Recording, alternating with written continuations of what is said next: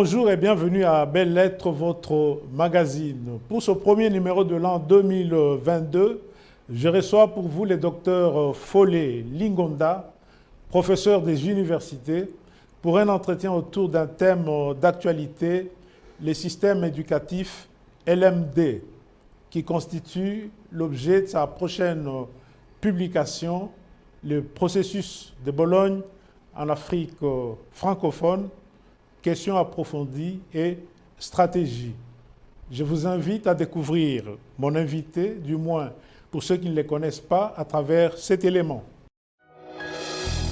Le révérend Dr Folé Lingonda, PhD, est professeur des universités en RDC et en Afrique du Sud.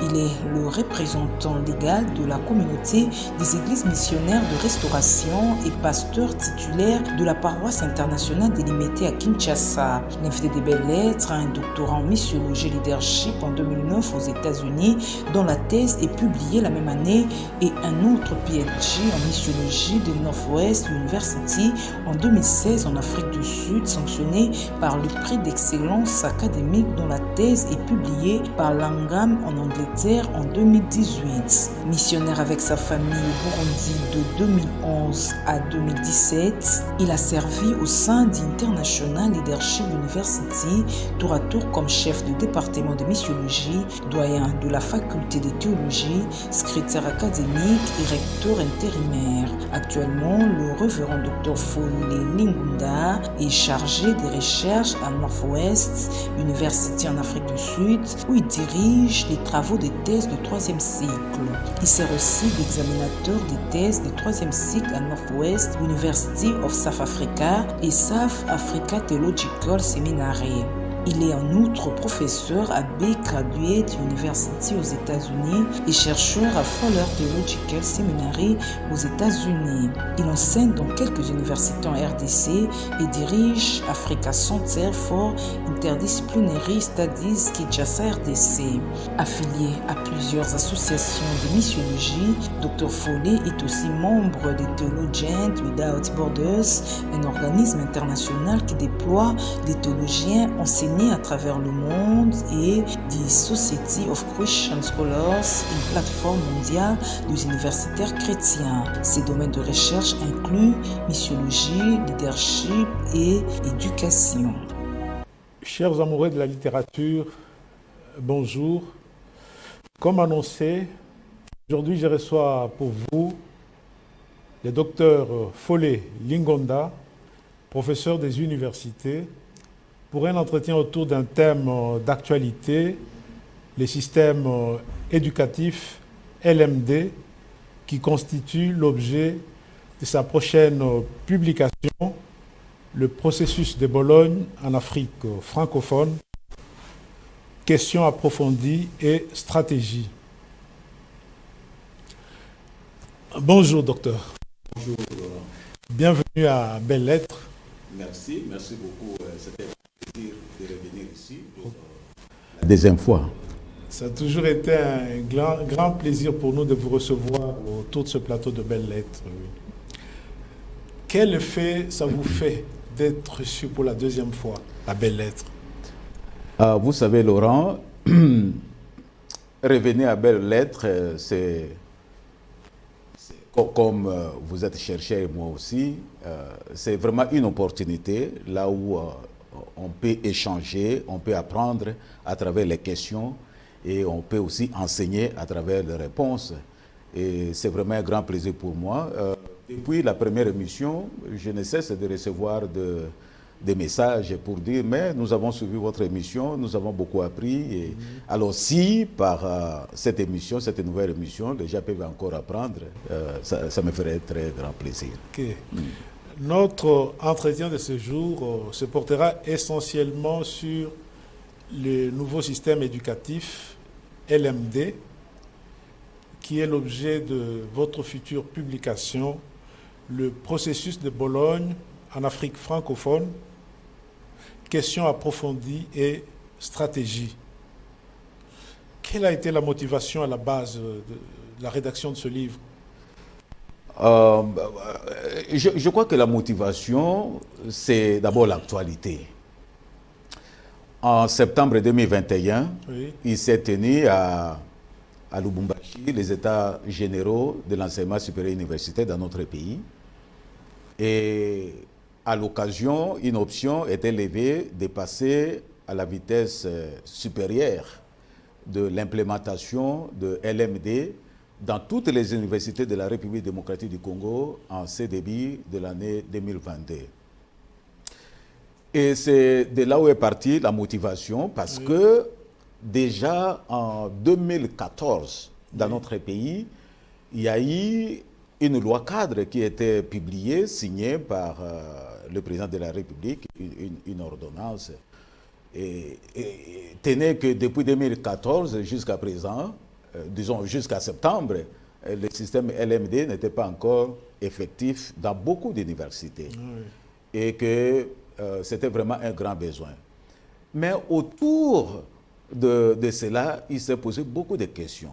Et il y a eu des gens qui étaient sceptiques, et dire non, ça ce n'est pas normal, ça ce n'est pas faisable. Ça... Alors beaucoup de points d'interrogation. C'est sur base de ces questions que je me suis dit, mais vu mon expérience dans le système LMD, parce que je vous apprends que ma famille et moi, nous avons passé 6 ans au Burundi comme missionnaire, et j'étais secrétaire général académique à International Leadership University qui suivait le système LMD, et moi j'étais en charge de ce système au niveau de notre institution.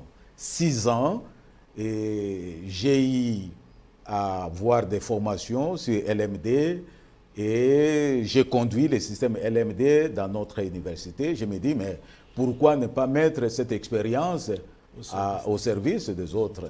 Souvenez-vous, la fois passée, Laurent, je vous disais que je suis timide, mais à travers ma lecture, j'utilisais mon écriture maintenant pour aider les autres. Et c'est ça ce que je voulais faire à travers ces livres ici. Ok. À quel public destinez-vous cette publication-là, disons que cette publication est utile aux autorités académiques à tous les niveaux, niveau national, niveau universitaire, aux enseignants, aux chercheurs, aux étudiants eux-mêmes, parce que ce sont des notions qui ne sont pas très connues, et on aimerait que ceux qui sont des partenaires dans ce système éducatif soient, disons, informés de tout ce qui entoure le système. Ok. Le système LMD, il est d'application à l'université. Qu'est-ce que l'université? Quelle est la place de l'université dans la société, dans un pays? Quel rôle l'université devra-t-il jouer dans une société? Pour répondre à cette question, Laurent, il faudrait que nous puissions d'abord placer le système éducatif en général. Il y a l'école primaire, l'école secondaire et l'université. À l'école primaire, l'accent, le focus est mis sur la nature. À l'école secondaire, le focus est mis sur l'homme dans la société, l'humanité. Et à l'université, le focus est mis sur l'univers. Au niveau de l'école primaire, on conduit l'écolier vers la découverte de la nature, vers la nature. Au niveau de l'école secondaire, on oriente l'élève vers la vie humaine en société. Et maintenant, au niveau de l'université, on encourage l'étudiant à explorer et à créer les connaissances universelles. Et vous ne pouvez pas être à l'université sans dépasser votre frontière locale.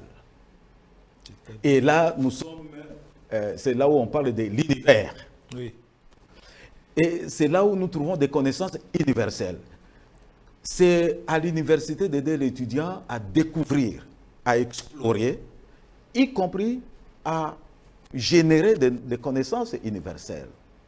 Et c'est ainsi qu'il y a 3 mandats, 3 missions attribuées à l'université. Offrir un enseignement de qualité, promouvoir une recherche de qualité et rendre des services de qualité à la société. Et récemment, lorsqu'ils se sont réunis à Lubumbashi, dans les États généraux, et bon, les participants ont réalisé que dans le système universitaire congolais, on mettait plus l'accent sur l'enseignement que sur la recherche. Et maintenant, selon les résolutions, on dit que bon, il faut commencer par la recherche, l'enseignement et les services. Pour moi, ce n'est pas ça le problème. Ce n'est pas dire qu'il faut commencer par tel. Parce qu'au fait, à l'université, il faut maintenir la tension entre l'enseignement, la recherche et le service. Les trois doivent aller ensemble. Et je crois que c'est ça la mission même de l'université, pour répondre à votre question. Et c'est à cela que le système LMD va venir maintenant intensifier un peu la vitesse, de sorte que nous puissions passer à un autre niveau de l'offre de formation au niveau universitaire. Avant qu'on arrive au système LMD, pourriez-vous nous donner l'historique de ce système? Oui, d'abord, il faut dire que quand on parle de LMD, ce sont les trois lettres L, M et D. L représentant licence, le cycle de licence, M, le cycle de master ou maîtrise, et D, le cycle de doctorat. LMD. Licence, master et doctorat. Oui. Licence qui dure 3 ans, master 2 ans, et doctorat 3 à 5 ans. Le terme technique et historique n'est pas d'abord LMD, c'est ce qu'on appelle le processus de Bologne. Bologne est une ville d'Italie, oui, et qui a abrité, bon, je sais qu'il y a conflit entre Sorbonne et Bologne. On dit, bon, quelle est la plus vieille université entre les deux et tout ça, mais d'une manière générale, on reconnaît à Bologne, oui, cette suprématie. Alors, la réunion s'était tenue à Bologne en 1999. Quelques États de l'Union européenne se sont réunis là en 1999 à la suite d'une autre réunion qui s'était tenue en Sorbonne, à l'université de Sorbonne, quand on célébrait le 800e anniversaire de cette université. L'université avait totalisé 800 ans. Et à ce moment-là, c'est à cette occasion de la conférence de Sorbonne, la célébration de cet anniversaire, qu'on a réalisé que non, en tout cas, le système universitaire en Europe doit passer à un autre niveau. Alors, pour faire matérialiser cette vision, oui, il fallait une réunion à Bologne, en Italie. Oui. Et au mois de juin 1999. Et à cette réunion-là, il y a eu 24 États qui étaient représentés, États de l'Europe qui étaient représentés. À l'issue de cette réunion, il y a eu ce qu'on a appelé la déclaration de Bologne. Donc, le processus de Bologne. Pourquoi processus? Parce que pour les participants, ce n'était pas quelque chose à faire comme ça. Il fallait un processus. Et pourquoi le processus de Bologne? À un moment donné, les États de l'Europe, de l'Union européenne, se sont rendus compte que les États-Unis continuaient à avoir cette hégémonie de la puissance mondiale et qu'il y avait les États asiatiques qui connaissaient l'émergence et en Europe connaissaient une sorte de léthargie. Et après avoir fait le brainstorming de cette situation, ils ont réalisé qu'à la base serait l'éducation. La qualité de l'éducation était à la base de l'hégémonie américaine et de l'émergence des pays asiatiques. Oui. Et en Europe, s'ils ne réagissaient pas les tirs, ils n'allaient pas aussi être à la hauteur. Et vous pouvez réaliser que l'éducation est liée à la fois à l'économie, à la politique, à la géopolitique internationale, et même au développement. Et c'est de là où est parti le processus de Bologne. Bologne. Et c'est ainsi que dans mon livre, dont vous avez fait mention, je suis en train d'attirer l'attention des États de l'Afrique francophone, Oui. que ce n'est pas question de ce que nous disons à Lingala, Malandangulu, ce n'est pas le copisme. Nous devons voir l'éducation comme un vecteur du développement de nos nations, Oui. mais aussi un moyen du positionnement dans la géopolitique mondiale. Ce n'est pas simplement quelque chose de dire LMD, nous allons maintenant à LMD. Non, ce n'est pas ça. Il y a beaucoup d'enjeux qui sont autour de ce système. Est-ce que ce système peut être facilement adapté à l'Afrique avec toutes ses réalités? Et c'est toute la problématique que je soulève dans ce livre. Et il y a un chapitre là où j'ai dit qu'est-ce qui ferait à ce que le système LMD ait des problèmes chez nous en Afrique francophone. Il y a beaucoup d'embûches, il y a beaucoup d'obstacles. Et dans mon livre, j'énumère quelques obstacles. Par exemple, il y a d'obstacles d'ordre psychologique. Pas plus tard que ce matin, j'étais dans un atelier organisé par le ministère de l'Enseignement supérieur universitaire à un groupe de professeurs dans une université de la place. Et c'était curieux de voir la réaction des enseignants qui étaient tellement sceptiques. Et ils prophétisaient déjà la mort. Ils étaient en train de prophétiser la mort de LMD. Et vous voyez, c'est psychologique. Pour avoir évolué dans un système pendant toute sa vie et qu'à un moment donné, il y a ce déclic de revirement, je voulais dire, mais vous comprenez que c'est psychologique. Il y a plusieurs raisons d'ordre psychologique, d'ordre logistique, d'ordre philosophique, et qui fait que ça ne sera pas facile. Mais c'est possible.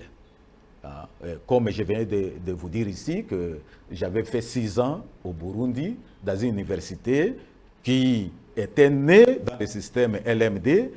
Au début, c'est tout le monde qui s'inquiétait. Mais aujourd'hui, quand vous allez au Burundi, International Leadership University, c'est une des universités modèles. Donc, ce n'est pas facile, mais c'est possible. Okay. En quoi le système LMD est-il différent de l'ancien système? Encore dans ce livre, vous allez voir, il y a d'abord du point de vue philosophique, du point de vue durée des études, du point de vue pédagogie, tout cela. Je donne un exemple. Dans l'ancien système, il y avait dans le premier cycle des graduats de 3 ans, oui. Deuxième de 2 ans, la licence, et troisième, c'était 3 à autant d'années, mais dans ce cycle-là, il y avait d'abord le DA, oui. qui était plus ou moins de 2 ans, 2 ans et puis maintenant la rédaction des thèses. Et que le DA n'était pas vraiment un titre ou un grade, parce que on reconnaissait simplement graduat, licence et doctorat. Et là, au total, vous pouvez aller jusqu'à 10 ans pour avoir le doctorat du premier cycle. Alors, tandis que dans LMD, vous avez le premier cycle de bachelor ou bien licence de 3 ans, deuxième cycle de master ou bien maîtrise de 2 ans, et puis troisième cycle qui va de 3 à 5 ans. Donc là, vous pouvez compter jusqu'à 8 ans ou 9 ans. Donc, vous pouvez avoir... Et ça, c'est du point de vue durée. Du point de vue philosophique, oui. Quand on parle de la philosophie de l'éducation, on voudrait tout simplement répondre à la question « Pourquoi vous offrez telle formation ?» Pourquoi et comment? Et quand vous répondez à cette question, vous avez toute une philosophie que vous développez. Alors, dans l'ancien système, d'une manière générale, tout était centré sur l'enseignant. C'est l'enseignant qui concevait la matière, c'est l'enseignant qui venait d'une manière magistrale communiquer de nouvelles informations aux étudiants. Et l'étudiant était là pour avaler, Oui. et puis pendant l'examen, il devrait rendre les notes du professeur. Vous voyez? Et là, vous voyez que l'étudiant, dans l'ancien système, il était un peu plus dépendant de l'enseignant. Un peu plus dépendant de l'enseignant. Et tandis que dans le système LMD, ce n'est plus l'enseignant qui est au centre, c'est l'apprenant, c'est l'étudiant qui est au centre. C'est l'étudiant qui cherche à apprendre. C'est ainsi que dans le système LMD, le processus de Bologne, on a l'expression le processus de l'enseignement-apprentissage. Dans cette expression, vous avez l'enseignement, c'est la part de l'enseignant, et apprentissage, c'est la part de l'étudiant. Mais qu'au centre, c'est l'étudiant qui apprend. Et à ce moment-là, il n'y a pas que l'indépendance qu'on voudrait viser sur l'étudiant, mais il y a ce qu'on appelle interdépendance. C'est-à-dire, c'est le lieu de rendez-vous, de donner et de recevoir entre l'enseignant et l'étudiant. Ouais. Et si dans l'ancien système, c'était la transmission de l'information, maintenant dans le système LMD, c'est la construction de la connaissance. C'est l'enseignant et l'étudiant qui construisent maintenant la connaissance. Et ils le font comment? Voilà. C'est ainsi que maintenant, il y a ce qu'on appelle la programmation de l'enseignement, communément appelée préparation de la matière. Oui. Dans le système LMD, la programmation de la matière, c'est l'étape la plus critique et la plus même importante. C'est là où l'enseignant est en train de passer en revue quelques éléments tels que l'identification de la matière, disons du cours, et combien de crédits, et il doit décrire le cours, et il doit définir les objectifs, et dire que voici le contenu en filigrane, oui. Et puis programmer, faire élaborer un calendrier et l'horaire des cours. C'est-à-dire, voici les contenus, il y a telle matière qu'on doit voir à telle date, telle matière à telle date, telle matière à telle date. Et puis voici l'évaluation, la responsabilité de l'enseignant et la responsabilité de l'étudiant. Et c'est ainsi que dans le système LMD, oui, qui fonctionne avec le système de crédit, un crédit vaut 25 heures ou 30 heures. Alors prenons 30 heures. Dans un crédit, 30 heures, il y a 15 heures de présentiel, c'est-à-dire le contact avec l'enseignant, oui, et le reste du temps, c'est voué à la recherche. Oui. Et même dans cette recherche, il y a deux compartiments. Il y a la recherche par l'étudiant individuellement, mais aussi les travaux en groupe. Parce que le système LMD voudrait préparer l'étudiant à agir dans la société. Sa réflexion doit être au service de la société. Il doit être quelqu'un, quand il va devenir leader, il travaille en équipe. C'est ça le système LMD. Et à ce moment-là, l'enseignant vient avec sa programmation ou le plan du cours. Dans le système anglophone, on appelle cela course syllabus.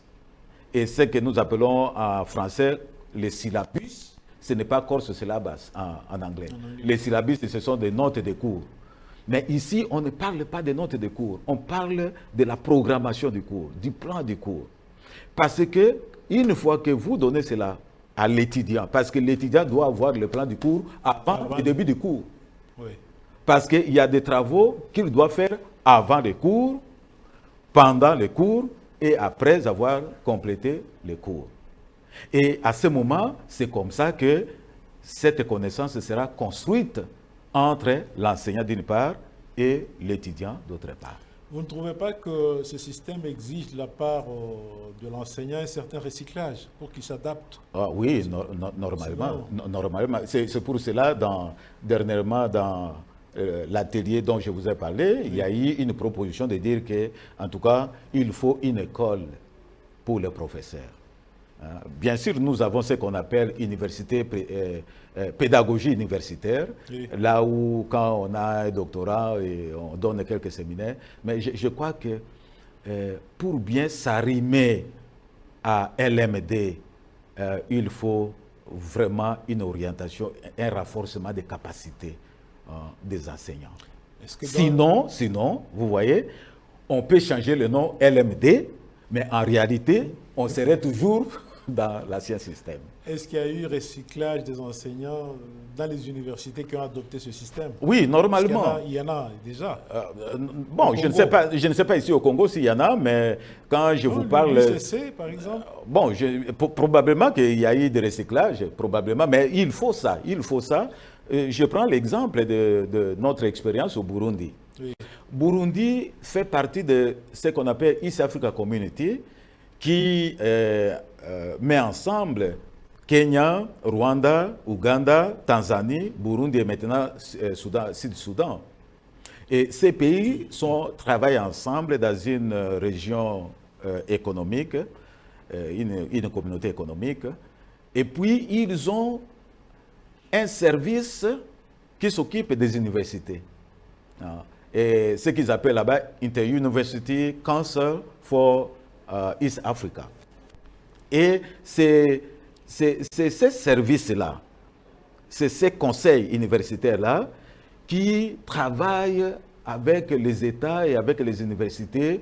Ils ont mis en place ce qu'on appelle assurance qualité, le comité de l'assurance qualité, pour mettre les gens ensemble, réfléchir et puis élaborer des programmes de LMD, ainsi de suite. Et là, on fait beaucoup de formations, de renforcement des capacités. Je crois que, et je viens d'apprendre que sous le leadership du président de la République, oui, la République démocratique du Congo bientôt va devenir membre de East Africa Community.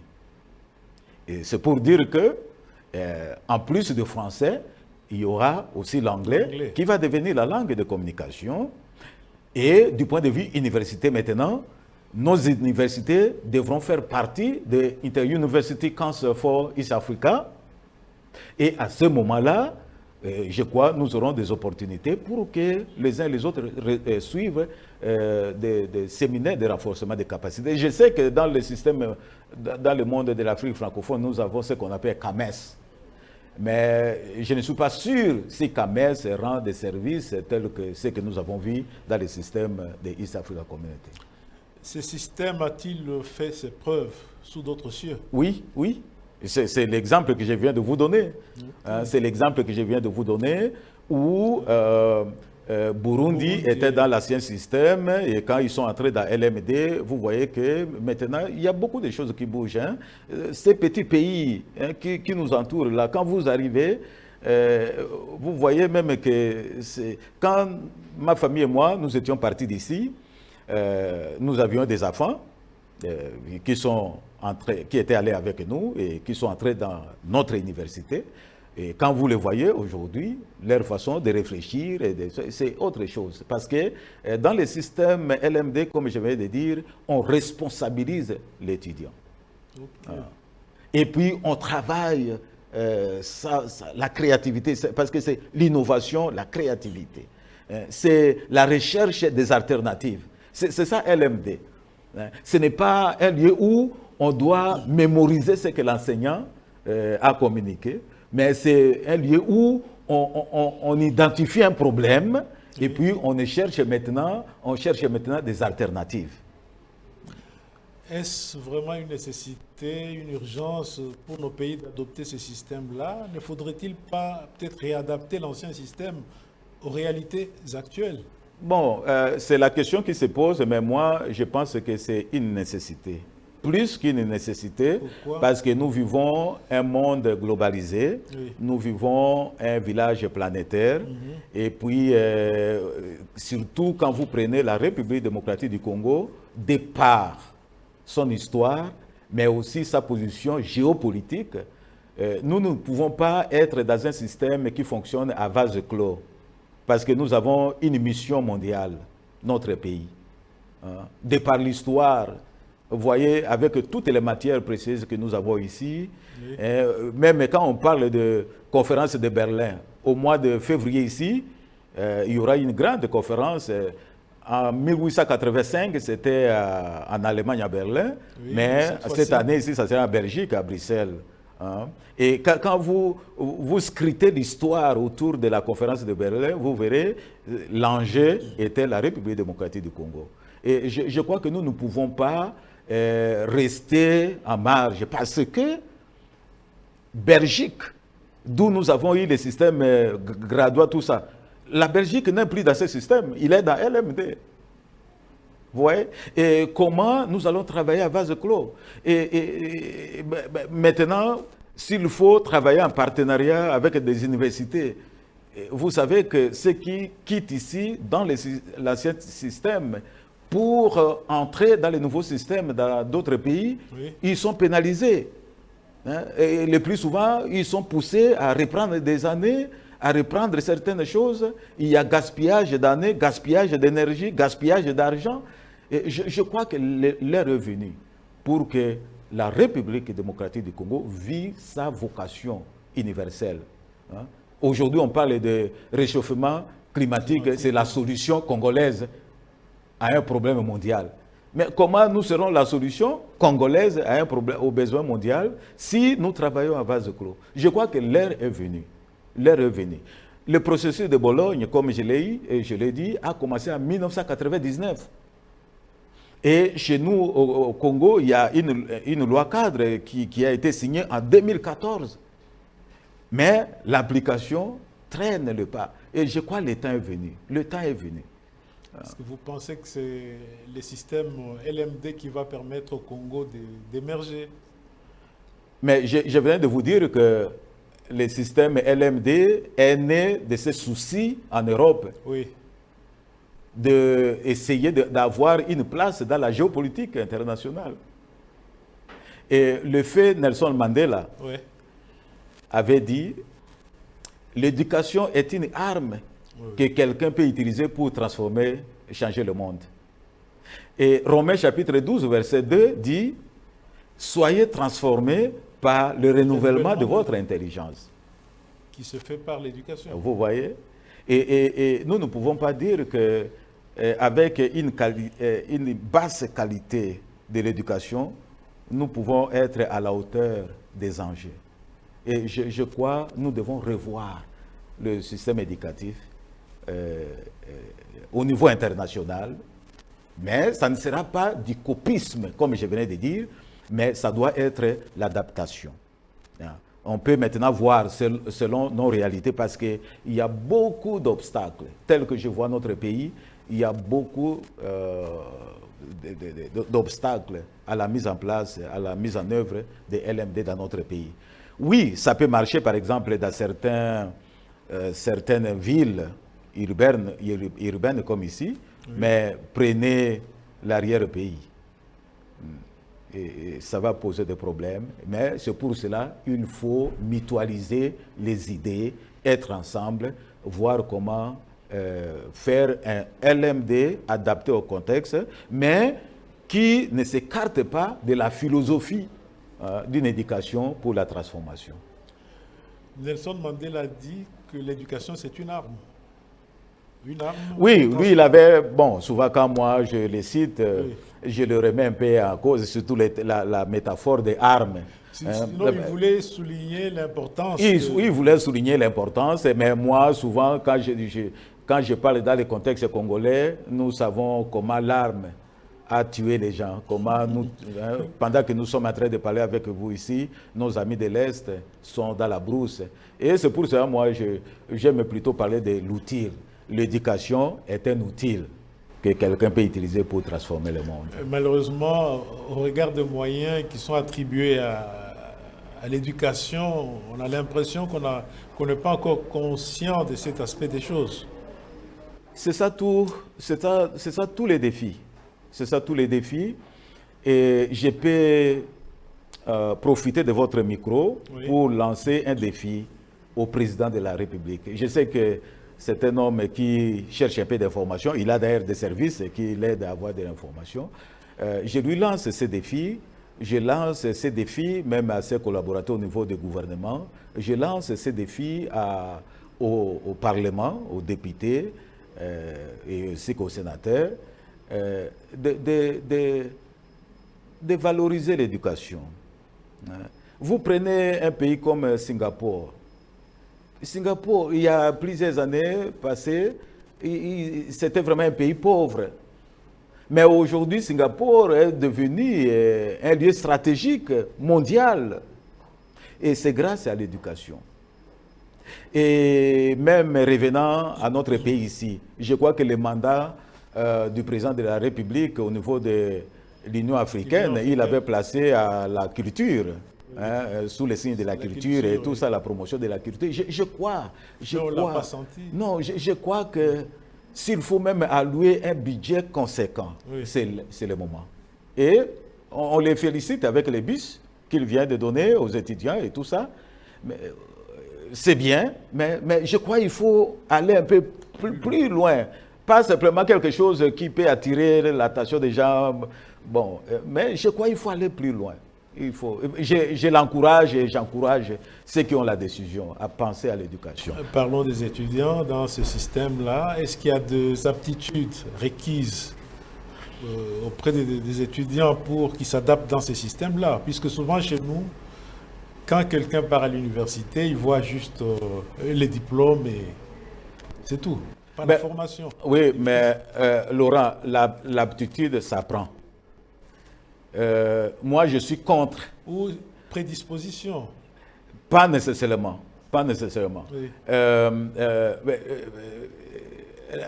Vous savez, quand vous voyez notre système haïtien, à un moment donné, dans la fiche de délibération, à un moment donné, on disait refuser. Refuser, oui. Refuser. Et refuser, c'est quoi? C'est pour dire qu'il est inutile. Le système LMD vient pour dire que Laurent, c'est lui qui peut être inutile dans un domaine, il peut être utile dans un autre. Dans un autre domaine, oui. Vous voyez? Donc, l'aptitude s'apprend. Et je crois que c'est le problème pour les universités de rendre conscients les étudiants qu'ils sont utiles. Si là où ils sont présentement, ça semble donner comme s'ils n'étaient pas utiles, mais il y a d'autres possibilités. C'est pour cela qu'il y a des orientations. Là se pose le problème d'orientation. Oui. Il y a d'orientation. Et dans LMD, il faut un système d'orientation également pour aider l'étudiant à évoluer là où il se sent mieux. Hein? Parce que, comme on le dit, il n'y a pas de sot métier, il n'y a que de sots gens. Hein? Et même quand nous parlons de ça aussi, moi je dis, il n'y a pas de sots gens. Hein? On est toujours utile quelque part. Je vous donne un exemple ici. Vous connaissez le slogan de supporter Bagangi. Je crois que c'est ça. Mais ce monsieur, il a semblé être inutile. Mais à cause de ce slogan, il est devenu utile. Il n'y a pas de saut métier, il n'y a pas de saut gens, mais tout le monde est utile si on se retrouve là où vos capacités conviennent. Mais c'est l'éducation qui doit maintenant forger l'aptitude. Et le terme même éducation qui vient du latin, educare, hein, c'est tirer quelqu'un, hein, élever quelqu'un, c'est ça. Hein, édifier quelqu'un.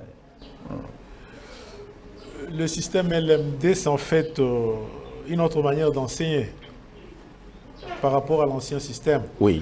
Mais comment dans ce système amener les étudiants à avoir les compétences voulues? Et quelles sont ces compétences? Tout part de ce que j'avais dit tantôt ici, de la programmation. Et dans la programmation de l'enseignement, il y a la part de l'enseignant et la part de l'étudiant. Oui. Si par le passé, enseigner signifiait communiquer une information, maintenant, c'est transférer la compétence. Je vais reprendre. Oui. Avant, par enseigner, c'était communiquer une information que l'étudiant ne connaissait pas. Il était là pour savoir, ah, Laurent, un grand professeur, il est en train de nous communiquer la matière. Oh, ah, avancez, prof. Dans certains auditoires, les étudiants blaguent avec avancez, prof, avancez, avancez. C'était la communication de l'information. Oui. Et l'étudiant était là pour recevoir l'information. Tandis que dans LMD, c'est le transfert de la compétence. Et compétence ici, en matière de savoir-être, savoir-faire et savoir-devenir.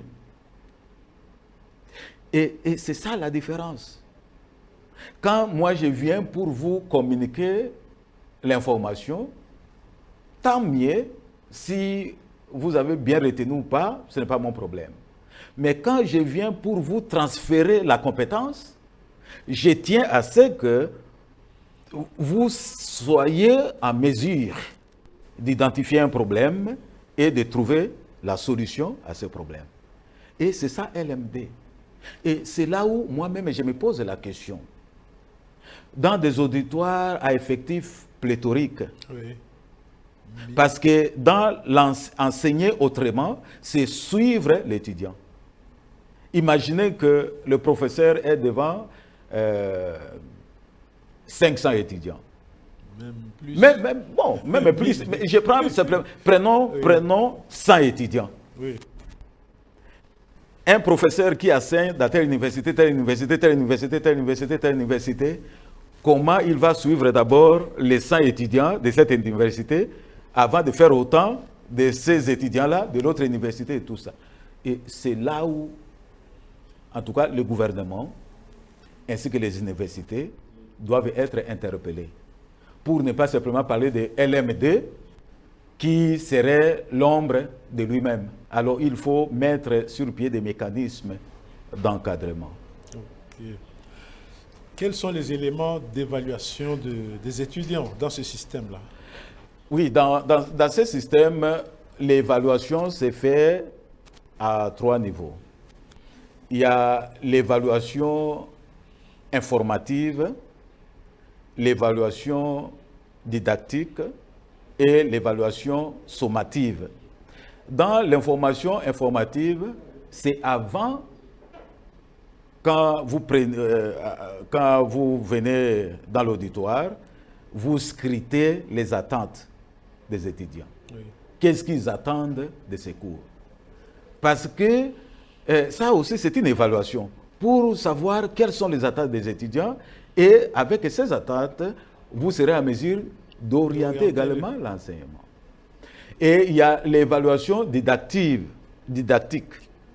C'est-à-dire, pendant que vous êtes en train d'enseigner, vous pouvez donner un devoir. Ce n'est pas nécessairement pour attribuer des points, mais c'est pour voir l'évolution des étudiants, pour réajuster certaines de vos interventions en enseignant. Et puis maintenant, il y a l'évaluation sommative, hein, là où, pour valider les cours, hein, là où après, ils vont s'asseoir pour l'examen et ainsi de suite. Ce sont les moments d'évaluation dans le système LMD. Dans le système LMD, vous n'entendez pas simplement l'examen pour donner les points aux étudiants.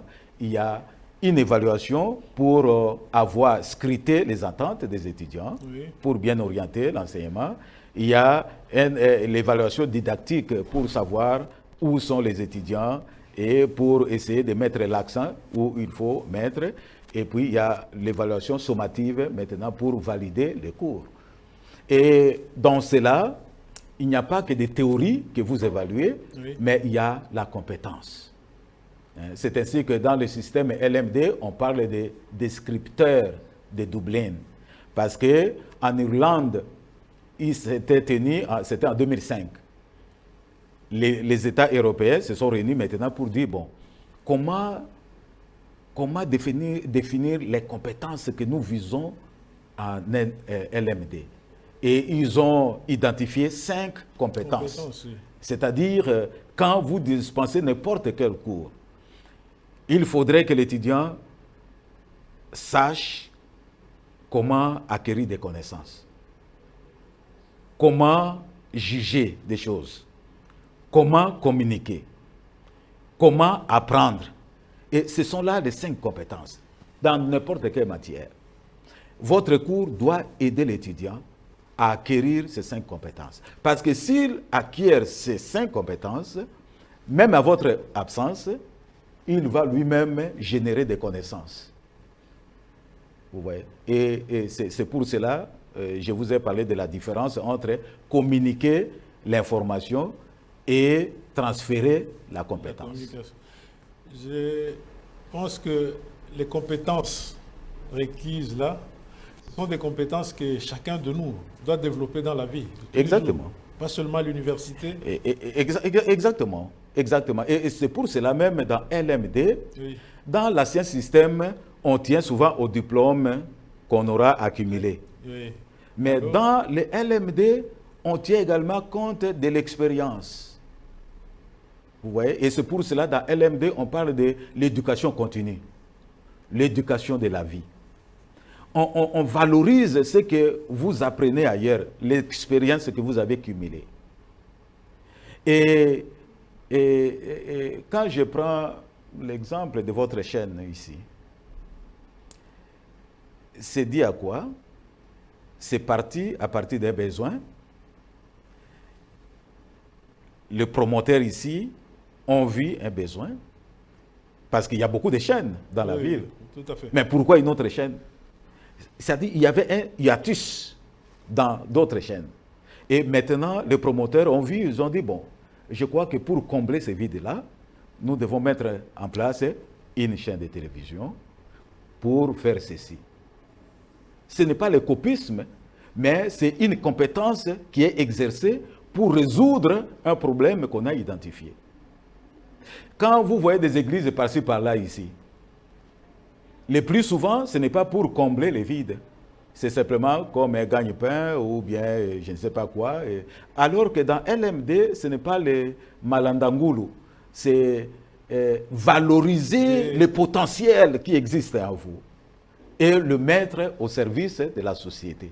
C'est pour ça que dans le système LMD, il doit y avoir une combinaison, une complicité entre le monde académique et le monde du travail. Tout à fait. Vous voyez. Et le curriculum, quand on veut élaborer un curriculum dans le système LMD, ce ne sont pas les universitaires qui s'asseyent dans leur bureau et élaborer. Ils doivent impliquer le monde du travail pour dire quels sont les besoins que vous avez sur le terrain. Que nous, maintenant, nous pouvons réfléchir et puis former des gens pour réaliser vos besoins.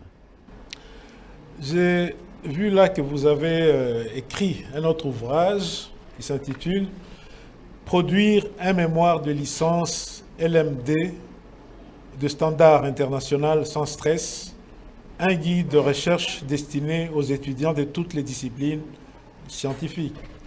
C'est pour dire que la fin d'un cycle LMD est sanctionnée par la rédaction d'un mémoire. Un mémoire qui s'écrit autrement. Exactement. Vous savez, Oui. dans le système LMD à l'Occident, en Occident, le premier cycle n'est pas vraiment sanctionné par un mémoire comme on fait ici. Ah bon? La licence? Oui, la licence. C'est plus un projet. Un projet. Mais moi, je dis que, parce qu'on ne doit pas faire le copisme, je pense qu'on doit retenir la rédaction d'un travail de réflexion. Voilà pourquoi j'ai proposé qu'au lieu simplement de faire un petit projet, ça doit être un travail de réflexion où l'étudiant devra identifier un problème à travers les stages, parce que les stages professionnels, c'est aussi une des conditions dans le système LMD. Et puis, le travail de mémoire que l'étudiant va faire doit partir d'un problème qu'il aura observé dans le lieu du travail, dans le monde du travail. Et à ce moment-là, identifier le problème et puis cogiter sur cette problématique et jusqu'à à donner une solution. Et ce travail au niveau de première licence peut servir l'entreprise ou le lieu où l'étudiant avait fait les stages. Vous voyez? Alors, maintenant, connaissant ce qui se passe chez nous ici, où parfois ce ne sont pas des étudiants qui écrivent leurs mémoires, c'est plus, ils vont chez des commerces et des commerçants qui ont des mémoires et puis on change simplement des titres et des noms et ainsi de suite. J'ai dit non, non, non. Beaucoup d'étudiants sont stressés en écrivant les mémoires. J'ai dit, il y a une autre façon d'écrire les mémoires sans stress, mais des qualités supérieures et selon les standards internationaux. Là, nous sommes à la fin de notre émission, mais avant qu'on atterrisse, avez-vous une autre préoccupation par rapport au système LMD? Bon, il y a beaucoup de préoccupations. Je crois que j'invite simplement le lecteur à découvrir toutes ces préoccupations. Comme vous voyez, l'intitulé de l'ouvrage, c'est le processus de Bologne en Afrique francophone, questions approfondies et stratégies pratiques. Donc, dans ces documents, je soulève beaucoup de problèmes, des questions qui se posent et je donne quelques pistes de solutions. Il y a beaucoup de problèmes d'ordre psychologique, d'ordre logistique, d'ordre philosophique, d'ordre politique qu'il faut prendre en considération.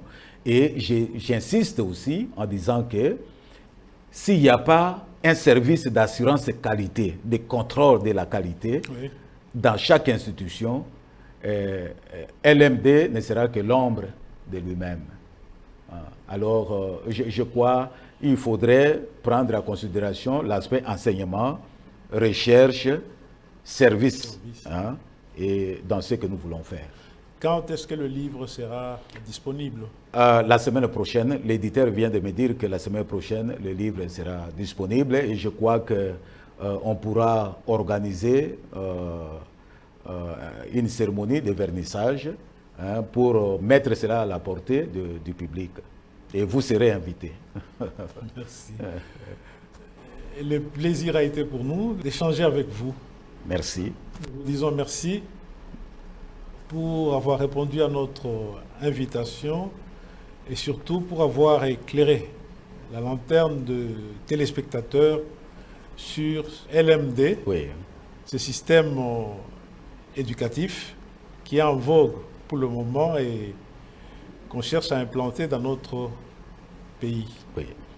En tout cas, merci. Merci, ça a été un grand plaisir et un honneur de venir ici pour partager ceci avec les autres. Je vous en prie. Merci. Chers téléspectateurs, aujourd'hui, nous avons reçu le docteur Folé Lingunda, professeur des universités, avec qui nous sommes entretenus autour du nouveau système éducatif LMD. Nous vous disons merci de nous avoir suivis et vous fixons rendez-vous au prochain numéro de Belles Lettres. Bye bye. Bye.